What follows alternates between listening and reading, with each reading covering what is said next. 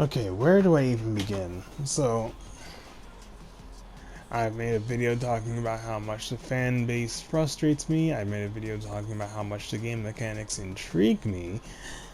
How about I talk about how much the writing of this franchise and its sense of continuity be supremely baffling.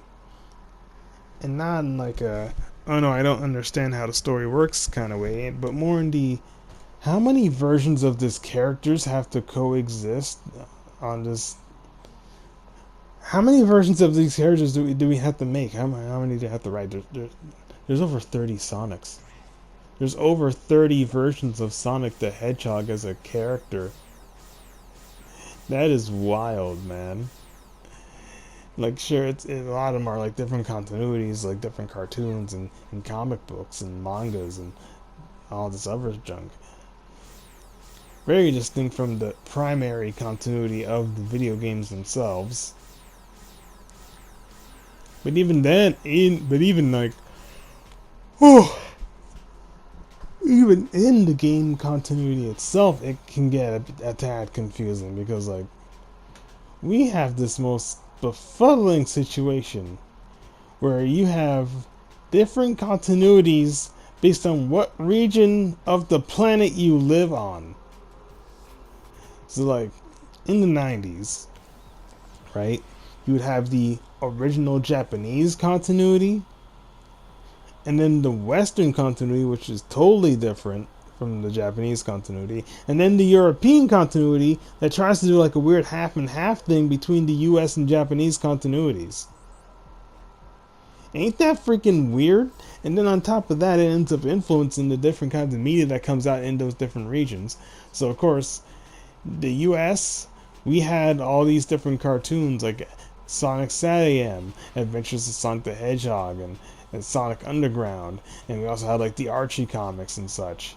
But the UK, they had the Fleetway comics and such, which worked with like this whole Kintobor origin story that was like more of a Western continuity thing. They decided to keep that for all their adaptations and stuff in the UK, while the US kind of just does different stuff depending on which specific continuity they're doing.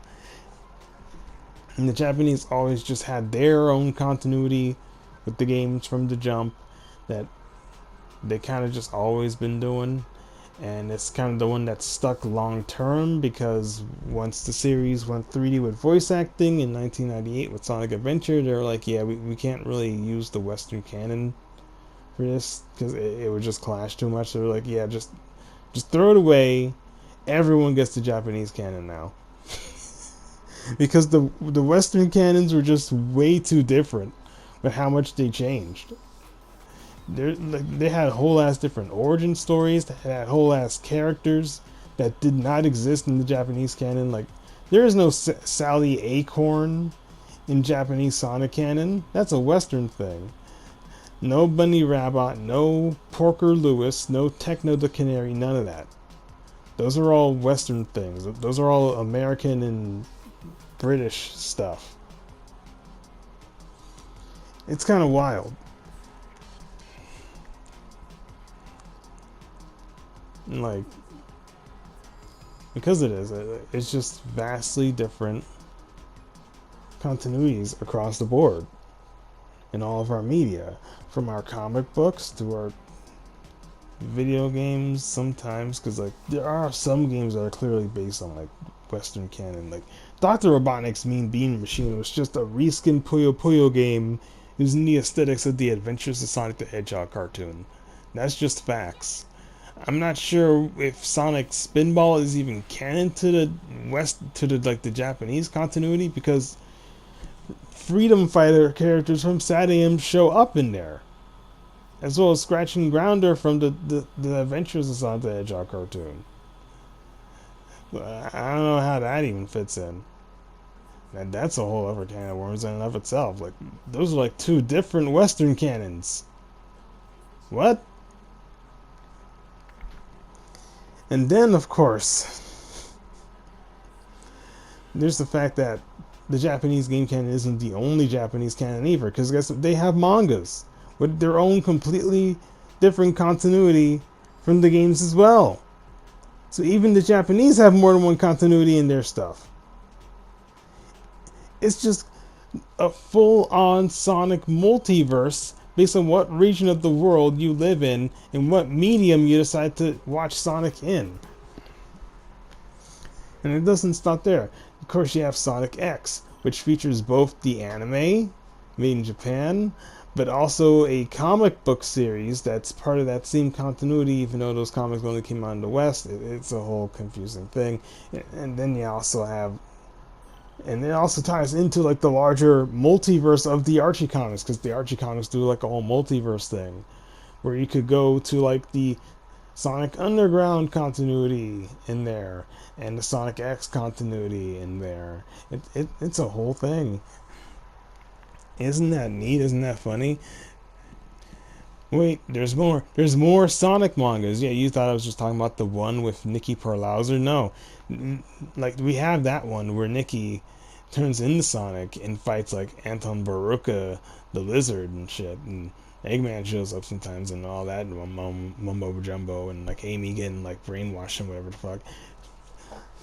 No, we also have the Dash and Spin manga that came out in the 2000s, which is just a full-on gag manga where everyone is acting silly and goofy. Sonic and Shadow even end up becoming buddies, and Shadow is smiling more than you'll ever see him in any other Sonic media ever. Like, people are calling him cool, and he is like, he is just like loving the compliments, like it's like he's fucking Chopper or some shit. This is a real thing that exists. Licensed by Sega, I kid you not. Oh man. But we're still not done yet. There's like some other Sonic mangas that are like adaptations of video games. There's the Sonic 1 manga, there's the Sonic Unleashed manga, there's the Sonic Generations manga, Sonic and the Black Knight manga. So like those are all their own thing. The Sonic 1 manga even features some stuff from like earlier phases of Sonic 1's production before the game was finished. Like they call Starlight Zone freaking, no, they call Spring Yard Zone freaking Sparkling Zone. Even they call Scrap Brain Zone Clockwork Zone. Sonic still has his band that was scrapped from the game. If you wonder why Sonic uses a microphone in the 8-bit version of Sonic 1, yeah, there you go. It's because he's the lead singer of a band, and that's just a leftover from the scrap band concept. The band is still in the manga, though. Oh, man. Wait. I'm still not done yet. What else was there? Oh, yes. There's a more recent manga series that's out. I think it was called, like, was it the Sword of Bravery or something? Destiny? Whatever the fuck. It's this newer one where Sonic is going on adventures with this one human kid who has like this magic sword that can slow down things that he hits it with. It's like a magic energy sword or whatever. So I haven't even looked into that one yet. I don't know the fine details, but like it's a whole ass thing, and it seems like some people like it, so I might have to look into it. Yeah, that's another Japanese continuity to add to the list. And we notice I've been talking about all these different Sonic continuities for like 8 minutes already. I haven't even talked about Sonic Boom yet. Should I even get to Boom now? Because like I still haven't talked at length about like what was it called again? World War Blue, whatever the heck that crazy ass noise was about. Where it's like the kingdom of Sega is fighting the empire of Nintendo, and there's like a character who's based on Mario who's a villain or some shit. This is a real thing someone made. And there's like a character based on Opa Opa that's a full on anime girl. This is a thing that exists. It's not licensed by Sega technically, but like it's the main character is clearly just Sonic but human. Let's keep it a buck. Oh man. I don't even know where to begin with some of this stuff. And that's not even into like all the different books all the different Sonic books that came out in the UK for some reason. I think there's some that might be in America, but mostly in the UK. Like, you got the Fantail books, you got the Virgin books, you got the Penguin books. Like, there's a bunch of different books and like a bunch of different continuities. There's the Troll books, even. Troll Associates books. Why does Sonic have so many continuities? There's so many different versions of Sonic, dude. You don't even know. Like, you ever heard of Xenos the Anti-Sonic? He's from the Virgin Books continuity. It's basically the Kintobor origin, but Sonic traveled back in time and that made it so that he got turned evil instead of Dr. Kintobor. So now you have Xenos the Anti-Sonic, who's like Sonic but evil, and because of time travel shenanigans, like Sonic ends up going back in time again to stop himself from turning himself evil by accident, because they were trying to stop Eggman from turning evil in the first place. It's a whole ass thing. But at the end of it all, he just ends up absorbing his evil clone and he's just fine. I don't know how the heck that works, but okay. Then again, this is the same book where like mythical creatures apparently are fighting with this organization that's managing like the time-space continuum and like fighting with them about allowing them to exist in reality and shit. I think it's led by a literal dragon who's like, I don't even know, man. Sonic continuities get freaking weird. It gets wild. Okay. How about now I just talk about Sonic Boom? Screw it. Wait. Actually, there's another thing first. I'm going to bring up first. Did you know that there's another Sonic continuity made by the French? Yes. Sonic Adventures in the Claws of Robotnik. Yeah, that one, the comic book. The one that predicted echidnas having like a ancient Mayan culture 4 years before Sonic Adventure came out. I kid you not, this is a thing. It is real. It is a real comic made in France. It was supposed to be like an adaptation of Sonic 2, kind of, where like Sonic was in like the space station in the Death Egg fighting Eggman and shit, and then he falls out and then goes to the surface, and he ends up falling down like a river and shit, and then ends up finding this lost echidna city that straight up looks Mayan style, like how the echidna civilization is revealed to look in Sonic Adventure, which is wild to think about because like it wasn't planned back in 1994, back when this book was made. Sonic 3 was still like the game, the newest game coming out at the time when this book was released. It had an echidna civilization. It had a female echidna leader.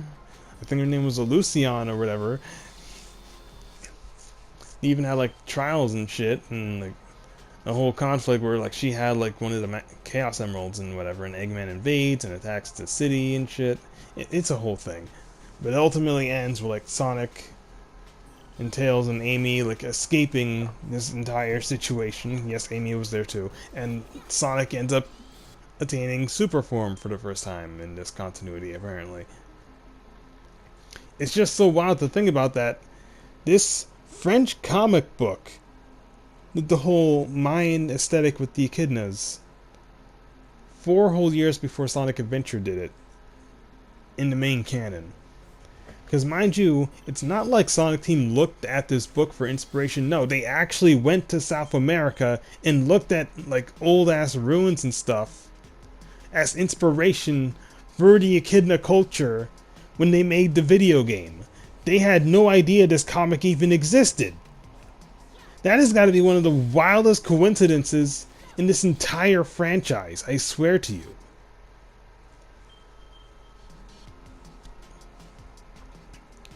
Not only that,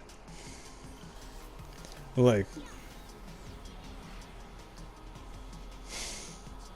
yeah, how do I even, dude,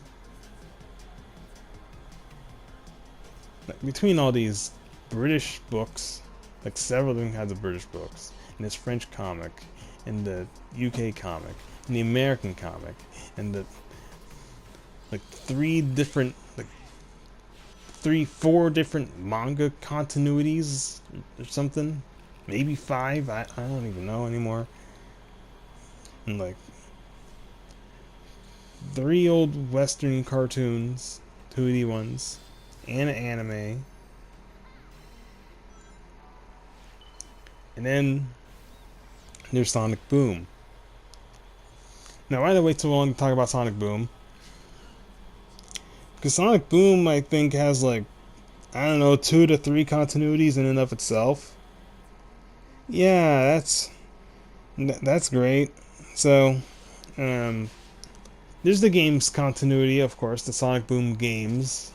And then, of course, you have the Sonic Boom TV show, which I think it was supposed to tie into the games, but the writers kind of just said, "Fuck it, screw it. We're just gonna do our own thing," and they decided to go like a more comedic, episodic approach, and not the more adventure-oriented type story that the Rise of the Lyric game was actually trying to go for. Now, is it still all one continuity? I'm kind of doubtful because like I don't know how you're supposed to reconcile the tone of the show with the tone of the Rise of the Lyric game. Maybe the 3DS games can bridge the gap somehow, or maybe it's its own continuity entirely. And then there's the comics, which is just another completely separate thing, because they doing stuff that don't tie into the other continuities at all. And then the Sonic Boom comics end up doing a crossover with the Archie Sonic comics, because they're doing like a whole super crossover event thing with the Mega Man series. Well, actually, it's a sequel to the collab with the Mega Man series, where they do like a whole ass Sega cross Capcom super crossover thing, where they bring in a whole bunch of other Sega and Capcom characters beyond just Sonic and Mega Man, like Alex Kidd and Street Fighter and all that. It's a whole thing. And of course, in that whole shuffle, they bring in a few characters that are exclusive to Sonic Boom, like Styx the Badger and Festivus Beaver and Comedy Chimp. These are real characters, I swear. Oh man. Comedy Chimp is a real Sonic character. I swear to you, he's a real character. This is not a joke. This is not a prank. He actually exists. Really. Anyways, even with like all that aside, and like the complications on like how many continuities Sonic Boom is supposed to have, if the books that are made in like I think in France are even its own continuity or just an extension of an existing one. Maybe it could go in either way. I don't know. I honestly don't know. It's been so long since I even bothered to check. But yeah, even like Boom Sonic on his own has like multiple continuities apparently. So yeah, good luck trying to like sort all that out. But it's easy to figure out is the fact that like the Virgin books and the Fleetway comics both use the Kintobor origin stuff, and both Satam and Archie are both based on like the American version of the Freedom Fighters and all that stuff, as well as the Troll books and the Golden books. Did I even mention the Golden books continuity? God damn. There's so many book continuities. Why is there so many book continuities? But yeah, that it's a lot to think about. It's a lot to keep track of, a lot to sink in.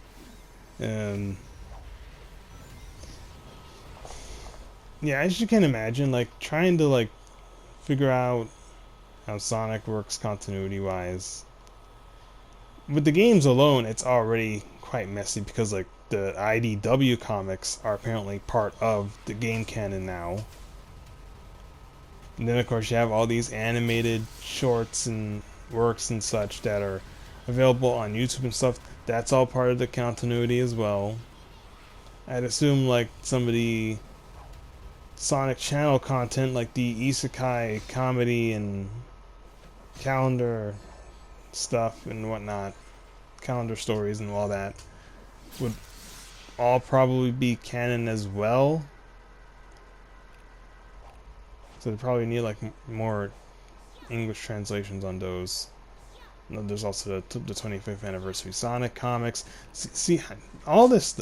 All this stuff I'm mentioning now is part of the game's continuity. All this other stuff from before was like their own separate continuities. That's what makes them even more confusing. Because I'm saying like, yeah, all this A B C D E F G H I J K L M N O P stuff. These are all separate continuities, not part of the game canon, but meanwhile, like QRSTUVWX, that's all part of the game canon. You need all that to understand the game canon fully. Yep. That totally won't be confusing for people in the future. Oh man. That's gonna be wild.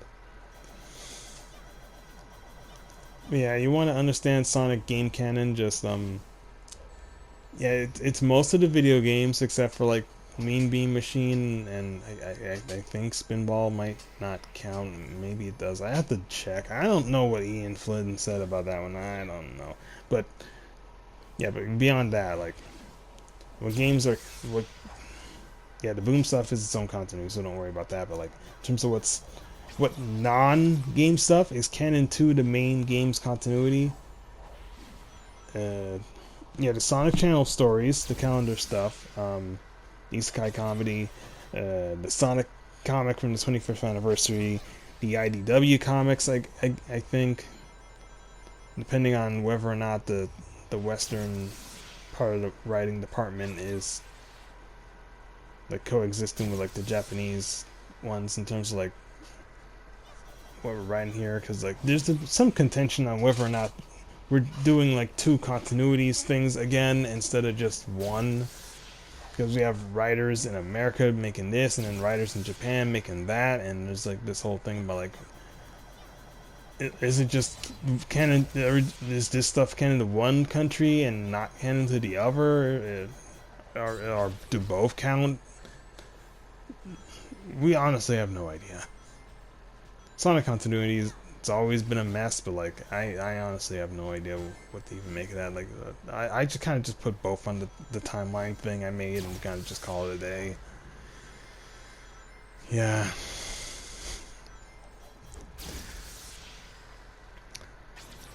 So yeah, Sonic continuity, man. It sure is something. It sure is something. I'm gonna go lay down.